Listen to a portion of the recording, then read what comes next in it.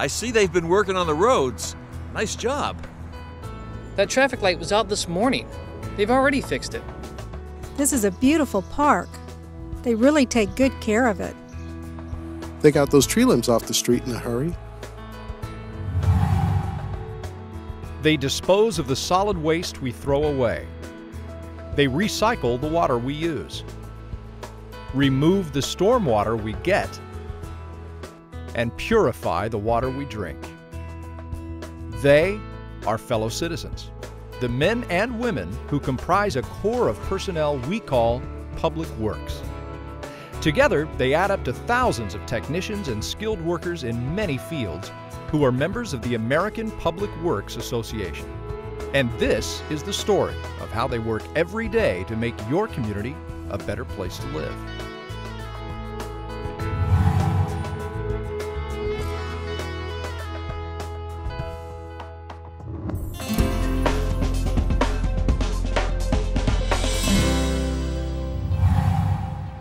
One of the best places to get acquainted with Public Works is in streets and roads just ahead of you. No matter where you drive or ride, a core of transportation and traffic engineering specialists has already been there. They've studied traffic volume and patterns and determined the best way to make traffic move safer and more quickly. Through continuous analysis, they determine which roads and streets need to be widened or repaved, which bridges need to be reinforced, repaired, or replaced, and where turning or access lanes need to be added, designated, and striped. Transportation and traffic engineering is actually a system comprised of 4 primary elements: planning, engineering, construction, and maintenance. As our population continues to grow, newer, wider streets and roads are needed to handle the increase in traffic.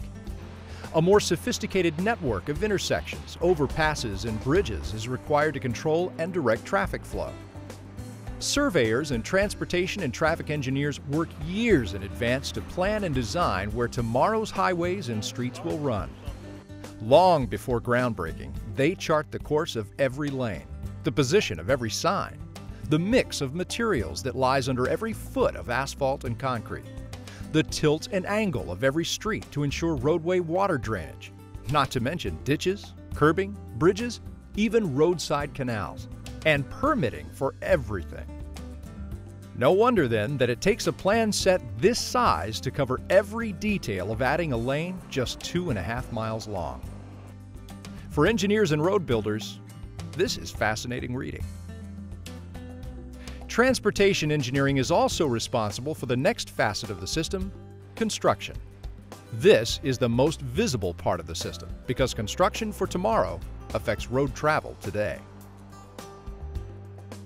For frustrated drivers, perhaps the best advice is to accept temporary delays now to enjoy more pleasant travel well into the future. As streets and highways take shape and bridges cross rivers and railways, every phase of construction is inspected for compliance with plans and specifications and with stringent safety requirements. Maintenance is vital to extending the life of roadways and rights-of-way. Pavements wear out. Drainage ditches become choked with vegetation. Sidewalks crack and trees blow down across neighborhood streets.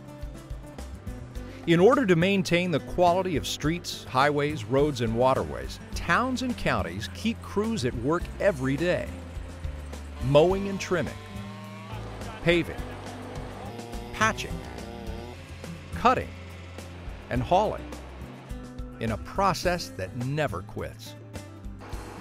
It's a lot of hard work and not a few risks. But the men and women of road maintenance enjoy benefits beyond their paycheck. While some prefer the same job for years, others take the opportunity to move around to other crews, learning new tasks and increasing their career skills. A vehicle operator, for example, who can handle a road grader or bulldozer, is always in demand in both the public and private sector. But regardless of their job, they all share pride in what they do and how their efforts have made a difference in the roads and streets of the community. One of the busiest places in traffic engineering is here, the signage department. Every directional sign, street sign, regulatory and warning sign is created right here.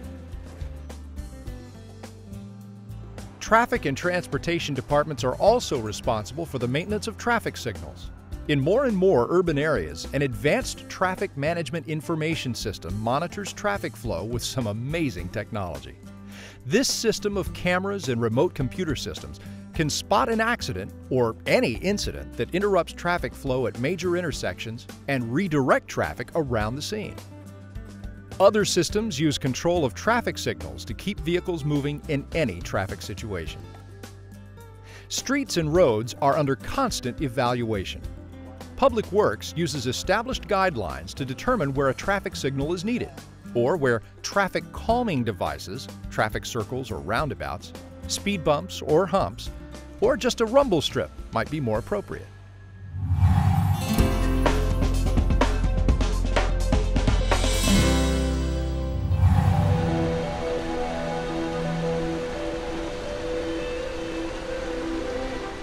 High winds and heavy rains, and especially the hurricanes that plague Florida and the Gulf Coast, bring road crews into quick action. Working closely with emergency response teams and local fire and police, priorities are established and cleanup begins immediately. No matter where we live, no American is safe from the potential of devastating storms. Tornadoes in the Midwest and Mid-South, flooding from swollen rivers, hurricanes along the Gulf Coast and Florida, earthquakes and fires. Wherever you live, when emergencies strike, Public Works crews will be the first in and the last out. With the arrival of hurricane season, Gulf and Atlantic coast communities prepare for flooding rain. Drainage ditches, canals, and ponds are mowed and cleared. This vehicle, an all-terrain mobile excavator, actually walks through water and over fences to clear areas that would otherwise be inaccessible to clearing crews. In final preparation, stormwater impoundment areas, ditch systems, and pump stations are inspected and ready to move and dispose of countless thousands of gallons of stormwater. Vehicles are fueled, sandbags are laid in, and critical equipment is checked and distributed. Chainsaws, safety equipment, and other items that will all be accessible in a hurry when the storm strikes. In addition, debris removal plans are reviewed so that critical streets, routes to hospitals, and evacuation shelters are identified and prioritized to be kept open. In a typical community, several field operations centers are set up in storm-secure buildings. These emergency response people form the tactical headquarters for coordinating fire, police, emergency vehicles, and public works responses, and maintaining contact with the Central Emergency Operations Center, or EOC. The local police and fire chiefs and others who can order emergency assistance where it is needed the most usually staff an EOC. In today's uncertain world, emergency response personnel are also trained and prepared to react to terrorism as well as natural disasters, responding first with the specialized and heavy equipment needed to clear the way for firefighters and police, search for survivors, and afterwards to clean up the debris. And when fires rage, it's the public works people who assist firefighters in moving brush and clearing access to get through to the blaze. Coastal EOCs also have contingency plans in the event a tsunami reaches the shoreline. Whatever or wherever the emergency, preparation, coordination, and communication are the keys to effective response by trained public works people everywhere.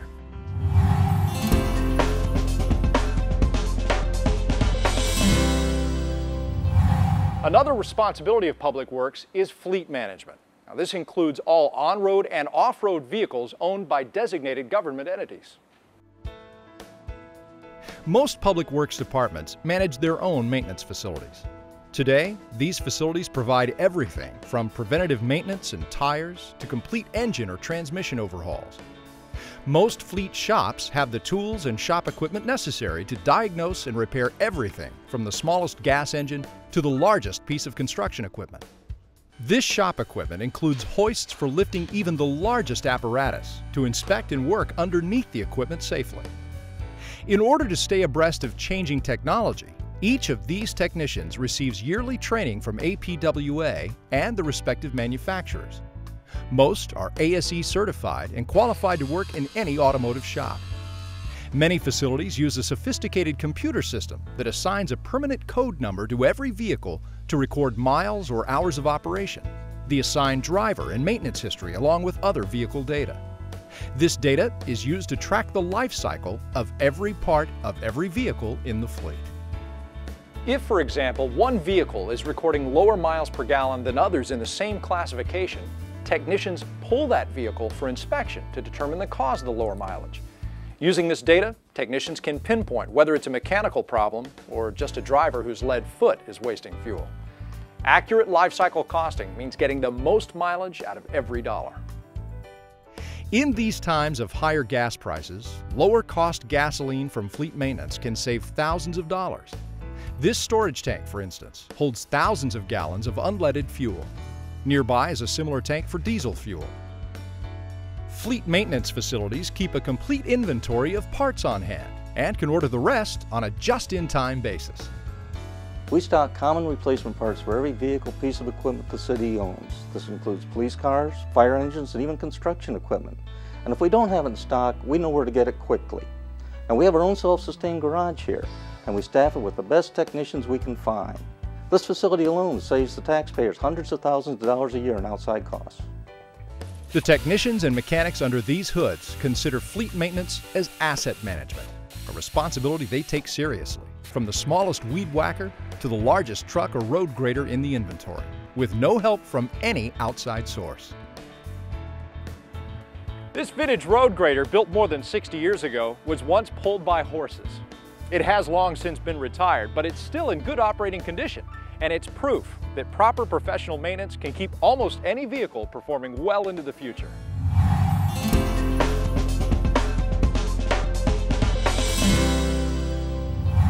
Public Works personnel are also responsible for the maintenance and repair of the facilities, the government-owned buildings, and other fixed assets that support quality of life in the community.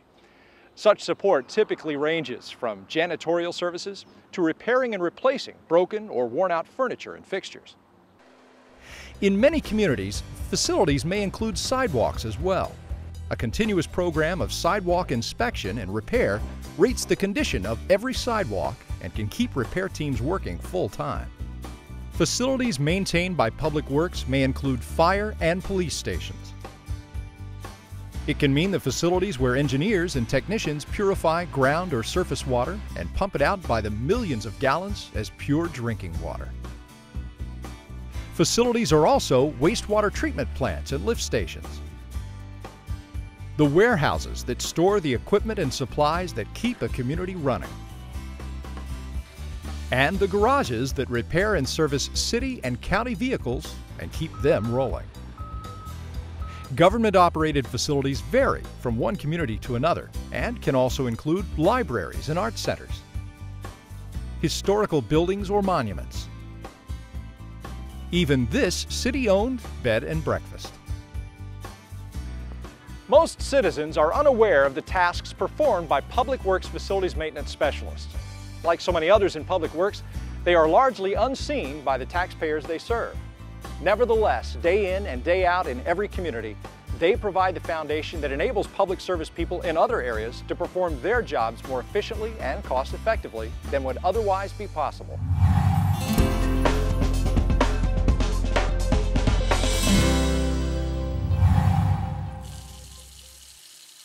Clean, clear drinking water.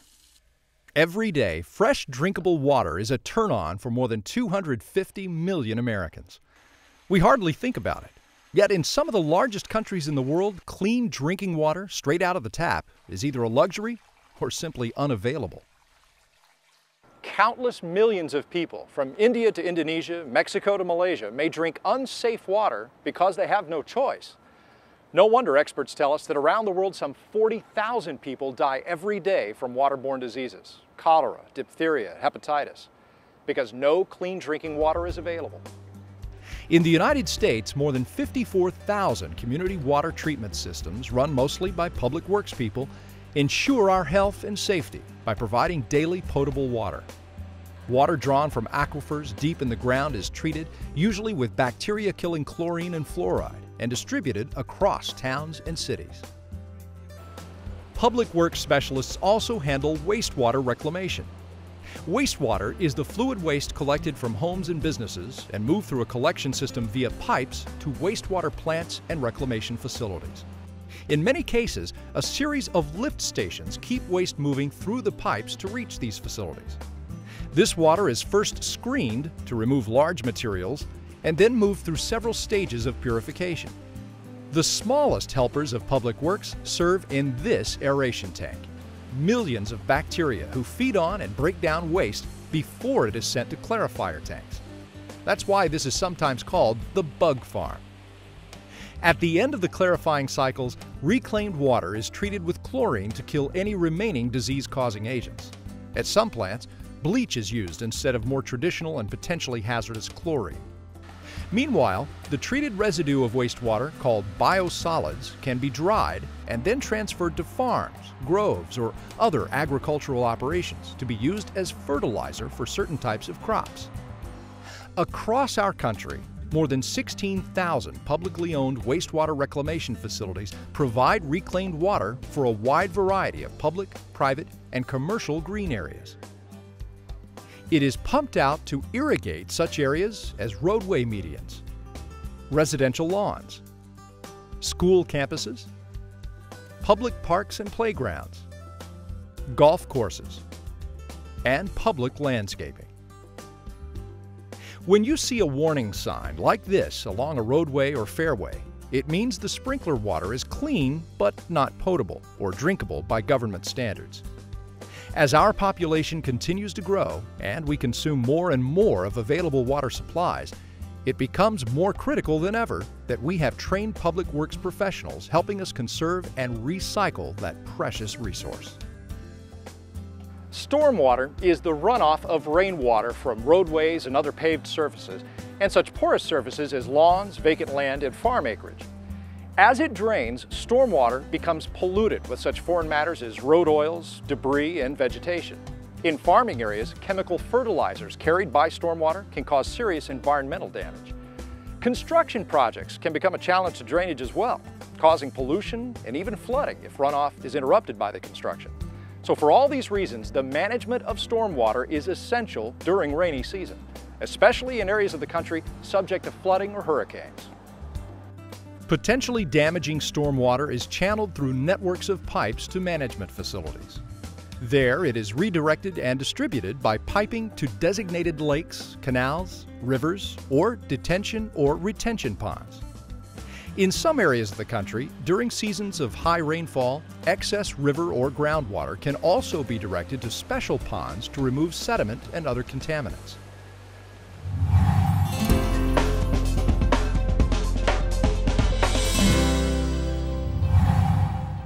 Quality of life in America extends beyond well-paved roads and clean drinking water. It includes the pristine beauty of a quiet park, the laughter of children on a public playground, or the rush and tumble of a kid's soccer game. Quality of life is the pursuit of leisure that relaxes and refreshes us. And maintaining that quality are the public works people and other professionals in parks and recreation. Each year as school days melt into summer, fields like this will come alive once again with Little League and Babe Ruth, league games, and recreational baseball games. Specially trained parks and recreation organizers often supervise these games. Many recreation programs offer flag football, t-ball, tennis, swimming, racquetball, and a host of other activities to thousands of kids across the country. Public Works and Parks and Recreation Department personnel often handle the year-round work of maintaining, improving, and beautifying public grounds and facilities. Landscape architects design garden areas, nature trails, and jogging paths. Arborists plant and nurture young trees that are best suited for the local environment. And when the growing season begins, Public Works sections of Parks and Recreation work to keep lawns and landscaping, soccer fields and outfields trimmed and pruned. In coastal states, such as here in Florida, Public Works people are responsible for beach maintenance along miles of coastline. Wherever they are, these teams provide quality of life at many levels. They enable us all to enjoy the pleasure of nature's beauty, the invigorating joy of recreation, the thrill of amateur sports, and the spirit of community that binds us all together.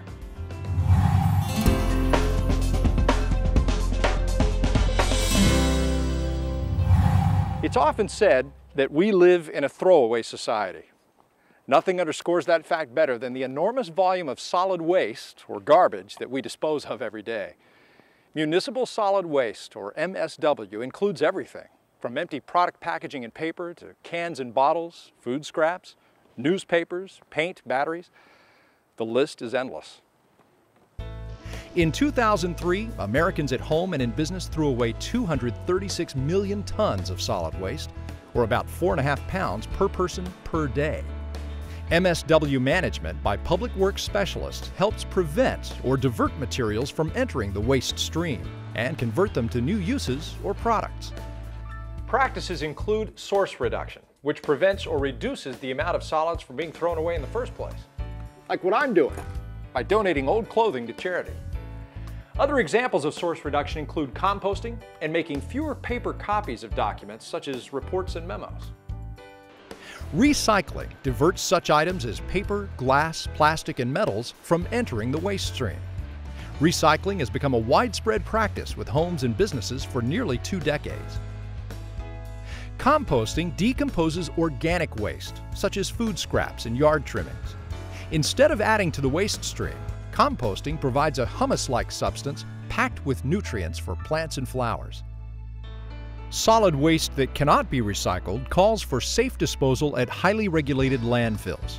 Around the country, these artificial hills, called cells, disguise years of garbage. Every day, hundreds of trucks deliver thousands of tons of trash to this active cell. Meanwhile, on retired cells, a carpet of grass conceals the decomposing remains of solid waste that is decades old. And here's a bonus.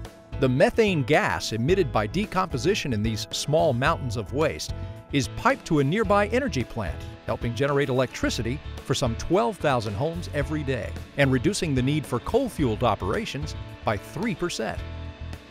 MSW technology, driven by the need for alternative fuels and the permanent disposal of solid waste, is reducing the need for landfills as well as our reliance on foreign oil.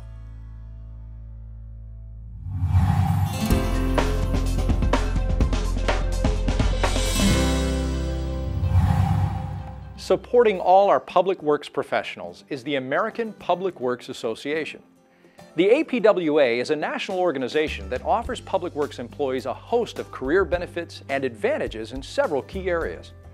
The APWA reminds public works specialists every day that they are not alone, that thousands of others across the country encounter the same challenges, seek solutions to many of the same problems, and most of all, share the same dreams and aspirations of a rewarding public service career.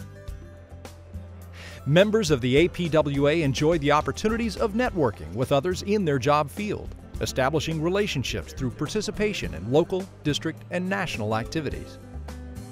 I've known some of these people for over 20 years. They're the best kind of people.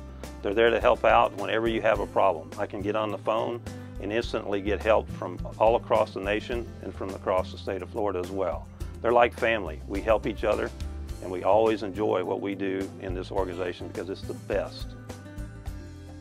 The APWA also provides public works people a wealth of job-related resources. These include discounted pricing on books and manuals covering every area of public works, and a free subscription to APWA Reporter. In public works, as in every other profession, technology is advancing faster than ever. That means members can never stop learning how to perform their job more efficiently. And speaking of learning, the APWA provides career-long educational opportunities in managerial and technical areas of public works. This includes the National Click, Listen, and Learn program and the InfoLink peer communication system. Members enjoy discounted registration fees for events at the international and national level, plus a full calendar of local chapter and branch meetings and events. Florida chapter of the APWA is extremely active at every level. One of the highlights of our year is the annual meeting and trade show. We get to see the latest products and services that can make us more efficient and more effective in what we do. There are seminars and workshops, and then there's the equipment rodeo.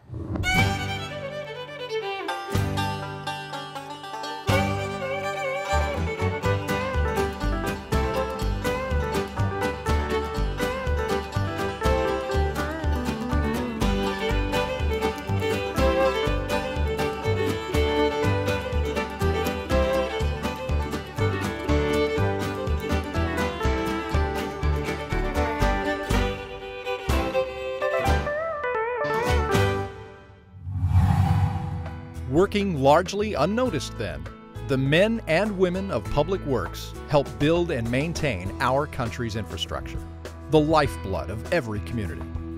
Each road, bridge, and street sign, each water reclamation and treatment plant, every public park, emergency response center, and public landfill, they all constitute the underpinning of our society. Public Works people go to work every day so that, for all of us, quality of life is sustained, and our community works.